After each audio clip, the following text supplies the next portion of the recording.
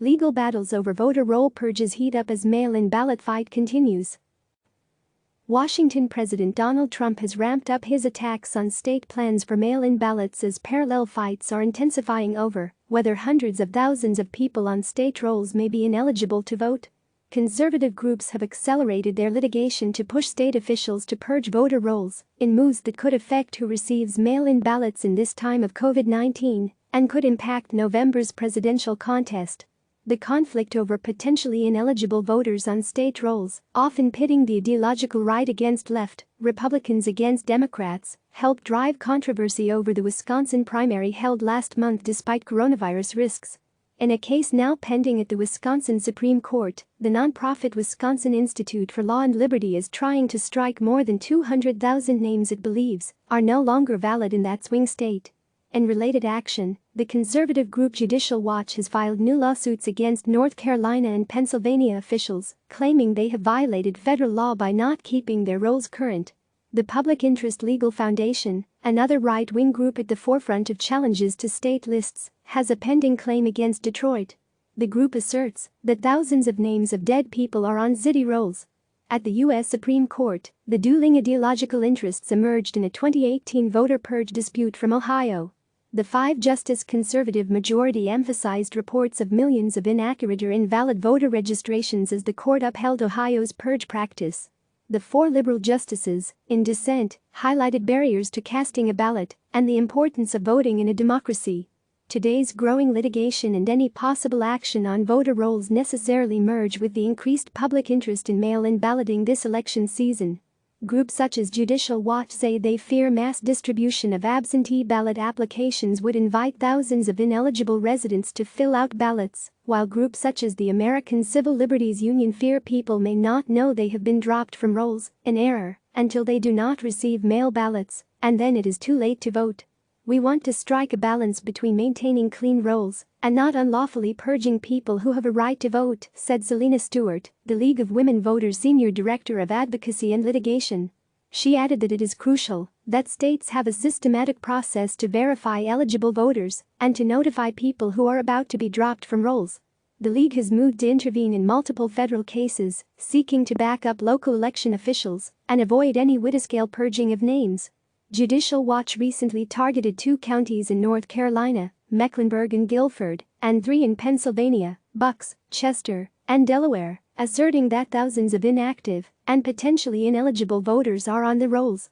In a motion to intervene in the North Carolina case, the League of Women Voters of North Carolina and other voting rights advocates say they would oppose any aggressive and potentially unlawful purging of names from state rolls, especially during a pandemic, when it would be difficult to reach and re-register people. State officials are scheduled to respond in upcoming weeks to the April complaint from Judicial Watch. ACLU lawyers who filed a motion to intervene in the Pennsylvania lawsuit say Judicial Watch is relying on outdated data and that an order requiring election officials to engage in unnecessary measures during the COVID-19 pandemic would divert crucial resources needed to ensure safe and accessible elections. Pennsylvania Secretary of State Kathy Booker told state senators earlier this month, according to press reports, "We 100% dispute the Judicial Watch allegations." A spokeswoman for the Secretary's office told CNN on Wednesday there would be no additional comment on the litigation. In the Detroit litigation brought by the Public Interest Legal Foundation, city officials acknowledged in a February filing that its rolls, like the voting rolls of every state and every large municipality in the country, may contain some deceased or otherwise ineligible registrants, but Detroit said it engages in regular voter roll maintenance practices that comply with the National Voter Registration Act. The city has continued to fight the lawsuit and has asked the judge to rule on the written pleadings. Critics of the new round of lawsuits say there is a pattern. They're targeting more urban voters, more people of color, said Michelle Cantor-Cohen, senior counsel at the Fair Elections Center, based in Washington, D.C. This is all part of efforts by anti-voter groups looking for less participation rather than more. Logan Churchwell, communications and research director at the Indiana-based Public Interest Legal Foundation, said litigation is not designed to diminish turnout. "We go where the patterns are," Churchwell said, referring to the group's collection of data to detect potentially outdated or duplicate names. "In Michigan, we looked at the entire state. Something is uniquely wrong in Detroit. Grand Rapids didn't have a whole lot of dead folks on the rolls. In a similar vein, Judicial Watch, which has long championed conservative causes, rejects criticism that voting roll litigation may be aimed at Democratic areas. The reasons for targeting counties are not partisan, Judicial Watch President Tom Fitton said. It's a simple analysis. Are the numbers bad? It's pretty straightforward. It's not about politics. Supreme Court in federal law purge-related litigation is usually brought under the National Voter Registration Act, a 1993 law intended to eliminate barriers to voter registration and ensure that rolls are kept current.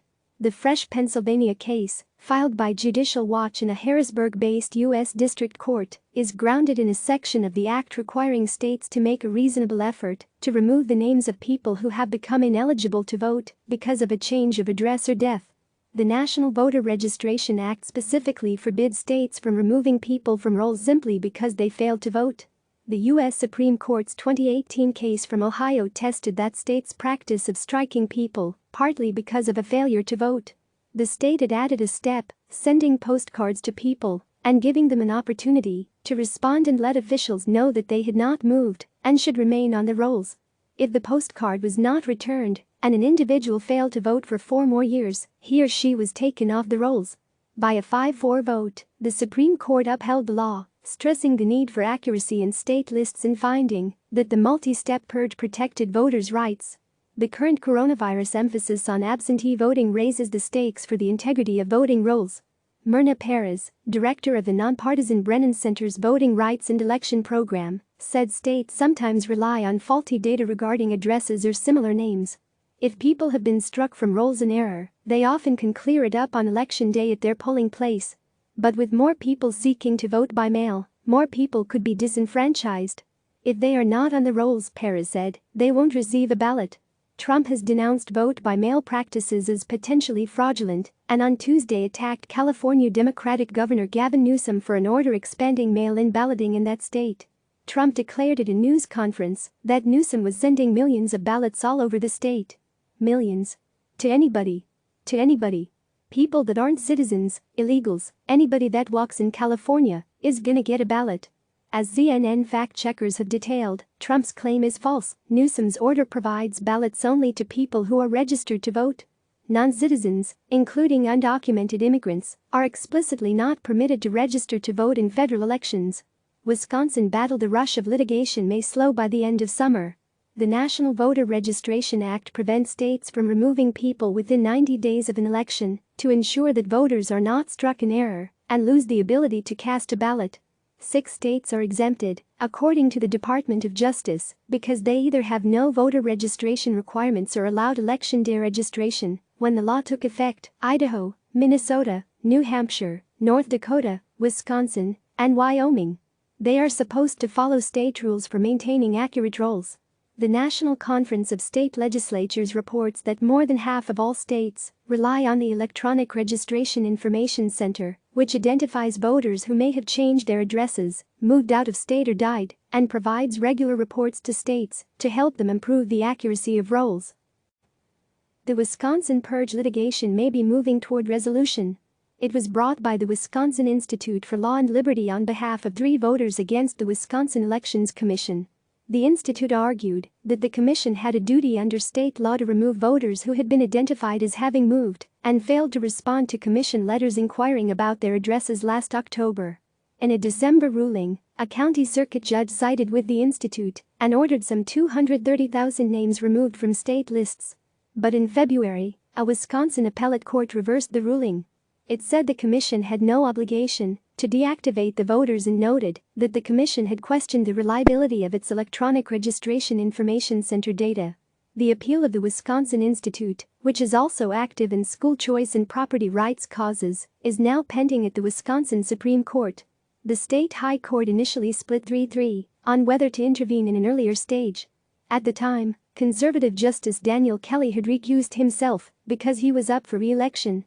He was on the state's April 7 ballot in a heated contest against liberal challenger Jill Karofsky. State Republican leaders had refused to postpone the election despite the coronavirus crisis. Kelly, publicly backed by Trump, lost to Karofsky. He has since announced he will participate in the voter purge case. His term expires on July 31. The case turns on a state law interpretation of the commission's responsibility, but the League of Women Voters of Wisconsin and other critics say any resulting purge of state voter rolls would violate fundamental due process under the U.S. Constitution. The commission letters mailed in October failed to make clear that if citizens did not respond they would immediately be removed from the rolls. The commission stated, in fact, that voters would remain on the rolls at least until after the April 2021 election. Those who did not vote at that time, or re-register, would be deactivated. Any swift removal of voters in Wisconsin or elsewhere could make more of a difference today as people consider avoiding the long lines and crowds at polling places. The danger of these purges is that people don't find out that they've been purged until they show up to vote, said Whittle Walchak, legal director of the UCLU of Pennsylvania, representing groups seeking to intervene in the new Judicial Watch lawsuit in Pennsylvania. You don't realize the extent of people losing the franchise until Election Day.